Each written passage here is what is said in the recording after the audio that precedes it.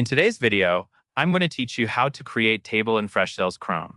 To create a table in Freshsales CRM, you will be building what Freshsales calls a custom module. Think of a module as a table, and the fields inside it as the columns that store your data.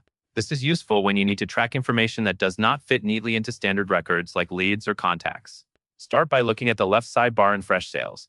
Click Admin Settings, which is the gear icon. This is where you manage system-level setup, so you may need the right permissions to access it. Once you are in Admin Settings, navigate to Module Customization. In some accounts, you may see this labeled as Custom Modules under the Leads, Contacts, and Accounts section. Either path takes you to the same place, where you can create and manage custom tables for your CRM. Next, go to the top right of the page and click Add Module, sometimes shown as a plus icon.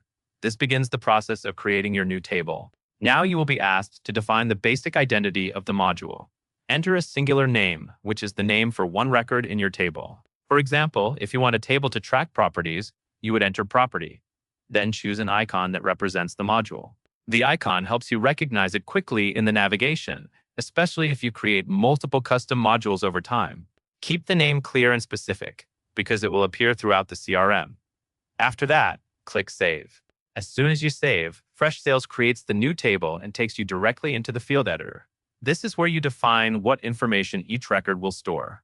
In the field editor, click Add Field to create the columns for your table. For example, you might add fields like price and date, depending on what you are tracking. Take your time here and name fields in a way that will make sense to anyone on your team. Clear labels reduce mistakes and make reporting easier later.